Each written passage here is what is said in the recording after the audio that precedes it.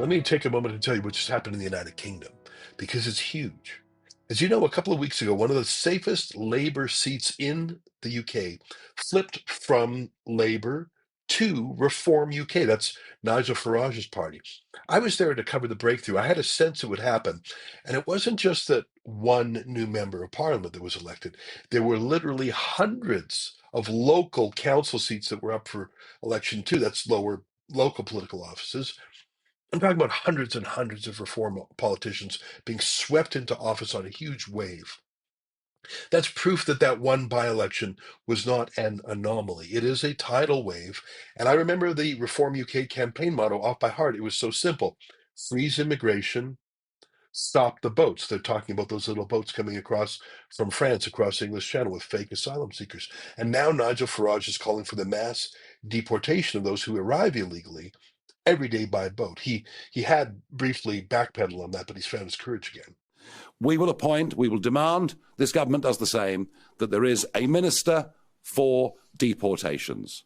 It will be part of the Home Office, but it'll be a separate department within it. We will need to recruit new people, as much of the evidence is that those that currently work in the Home Office would willfully obstruct policy if we won the next general election.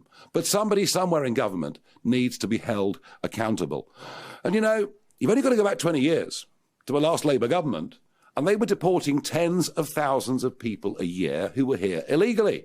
When Blunkett was Home Secretary, if you came illegally, you didn't touch the sides. You were sent back. So what I'm calling for isn't actually anything particularly radical. It's actually just common sense. It's what most countries in the world do. You want to go and live there, you want to go and settle there, you have to meet a set of criteria.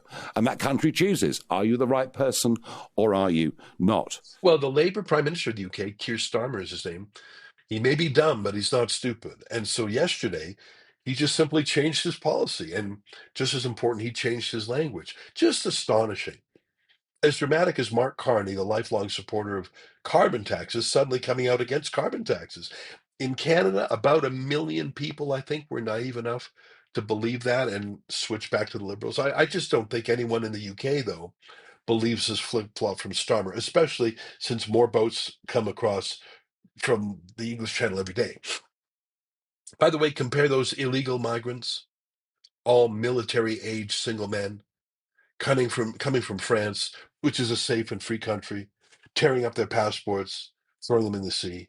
Compare those fraudulent asylum seekers with the 50 or so Boer white farmers who landed in the U.S.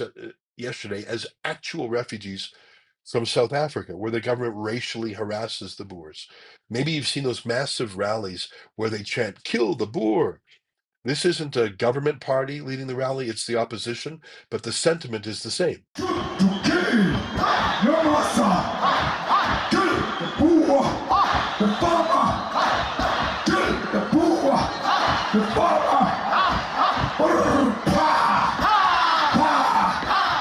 So yeah, real refugees to the U.S., including women and children. And look, they're actually waving the U.S. flag, and I'm pretty sure they'll be good farmers in the U.S., not on welfare or drug dealers or murderers.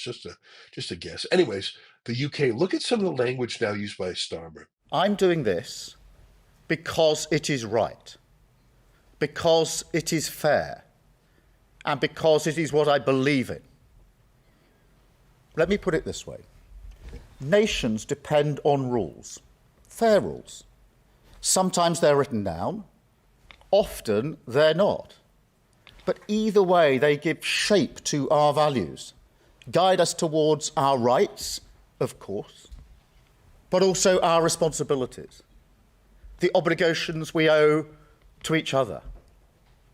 Now, in a diverse nation like ours, and I celebrate that, these rules become even more important. Without them, we risk becoming an island of strangers, not a nation that walks forward together. So when you have an immigration system that seems almost designed to permit abuse, that encourages some businesses to bring in lower-paid workers rather than invest in our young people, or simply one that is sold by politicians to the British people on an entirely false premise, then you're not championing growth, you're not championing justice, or however else people defend the status quo. You're actually contributing to the forces that are slowly pulling our country apart. Island of strangers. That's literally what the word xenophobia means, fear or opposition to strangers. Mere months ago, Brits were jailed for saying things like that on Twitter. He said what would have been called a conspiracy theory, that the immigration system was designed to permit abuse. He says mass immigration is pulling the UK apart. Um, Let me read you some tweets. It's just astonishing. The Tories lost control of our borders and let net migration soar to record levels, undercutting hardworking Brits. I won't stand for it. I promise to restore control and cut immigration, and I'm delivering with tough new measures. British workers, I've got your back. No, you don't, you liar. Here's another one. The Tories ran an immigration system that relied on cheap foreign labor instead of investing in British workers. That betrayal ends now. Watch my announcement live from 8:30 a.m. as I set out how Labour is delivering on our manifesto promise. Holy moly. Cheap foreign labor. Wow, I didn't know you were allowed to say such thing. I mean, basically driving up housing prices, driving down wages. That's the central economic impact of mass immigration. But you weren't allowed to say that until about 5 minutes ago. Here's another one. If you want to live in the UK, you should speak English. That's common sense. So we're raising English language requirements across every main immigration route. Oh, how dare you?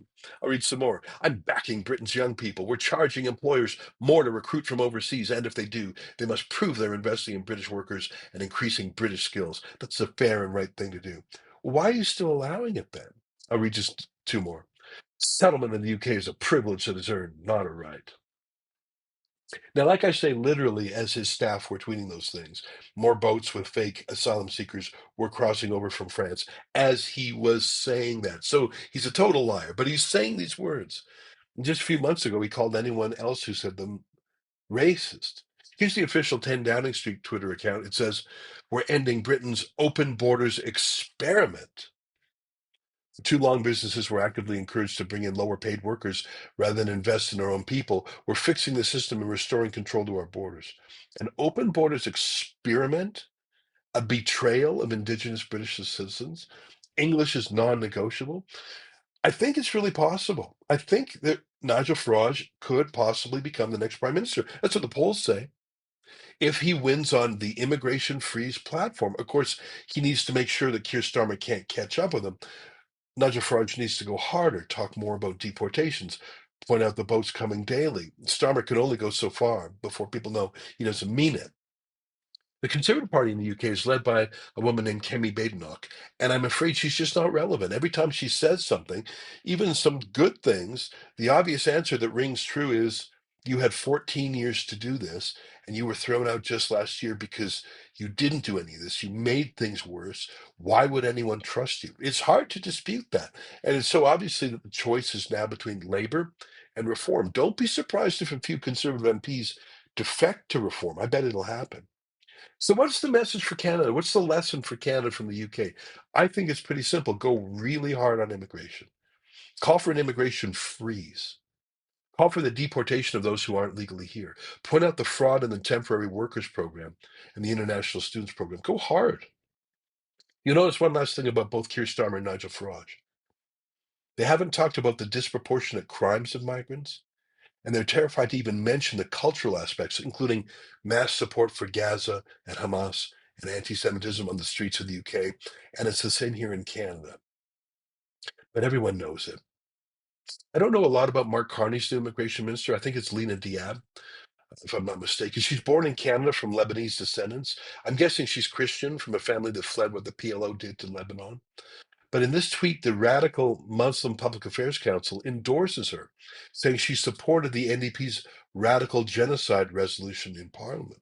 So, yeah, political power may well be coming to Nigel Farage because he has been saying what the media has tried to scare everyone away from saying: freeze immigration and stop the boats. If Pierre Poilievre were to say something similar, freeze immigration, stop the fraud, I think he'd get a lot more support than his timid, tepid steps in that direction. If Keir Starmer, a Labour Prime Minister of all people, can say that, you know that people are getting sick of mass immigration. I think in some ways it's even worse here in Canada. Very interesting lessons to be learned from the UK.